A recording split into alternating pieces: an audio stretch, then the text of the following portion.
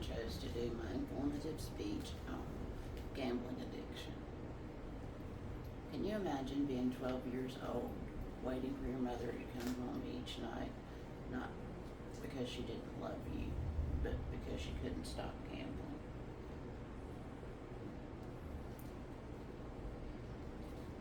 My name is Nancy, and this is my story. My mom was born in Phoenix City, Alabama. When she grew up, she moved to Columbus, Georgia, to where she had hoped to find a better life for herself. She got a job, she married my father, and eventually she had me and my little brother. Growing up, we thought our mother could do anything. She taught us how to ride bikes. She taught us how to fish on the weekends. She always made us laugh. To us, she was the most wonderful mother that there could be.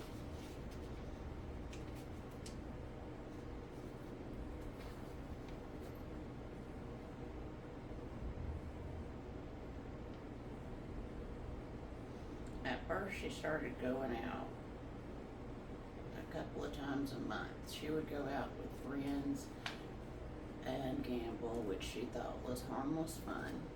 She would even come home sometimes happy about the money that she had won, and she would tell our father that she was going to pay the bills and we would live a better life with her next big win.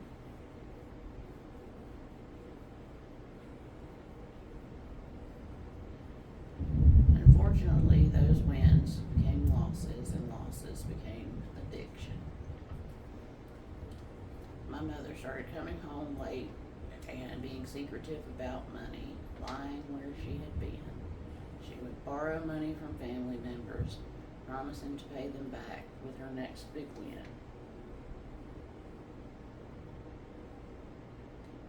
For years, I wondered why me and my brother weren't enough for my mother. Most people thought gambling addiction was a bad habit or lack of self-control, which according to the Association Psychiatry, American Psychiatry Association, gambling addiction changes the way your brain's reward system works. Even when gamblers have lost everything, they will continue to gamble, thinking that they're still going to make their big next win and it will solve everything. Looking back now, I can clearly see the signs that other people didn't recognize back then. She started being secretive, hiding money, lying about where she had been. All of these are signs of gambling addiction. In the 1970s, however, gambling addiction wasn't well known. People thought a gambling addiction was just a bad habit or someone with poor self-control who had made bad decisions. Due to this misunderstanding, a lot of families suffered in silence because they were too embarrassed to ask for help, because back then there wasn't very much known about mental disorders. Even then, though, there were ways my mother's story could have been different. Gamblers Anonymous began in the 1950s and was available to help people maintain recovery, find support with other people who are going through the same struggles.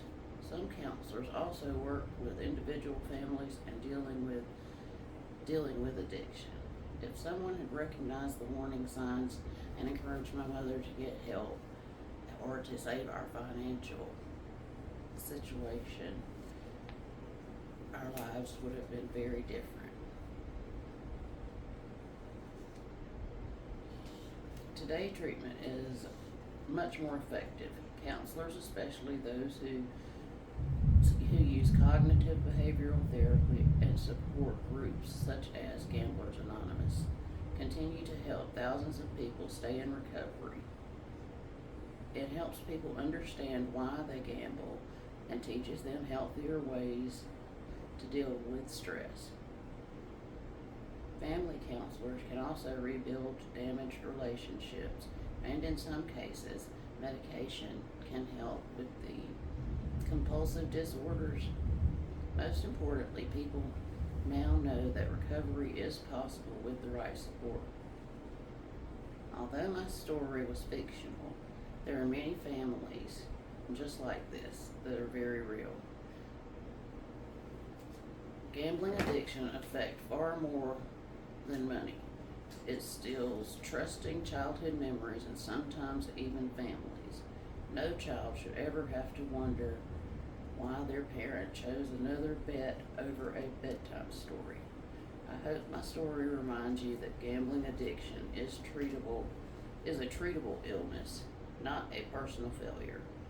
By learning the warning signs, encouraging people to seek help early, and supporting these recoveries instead of judging them, we can keep families together and prevent other children from ever experiencing this heartbreak. Thank you.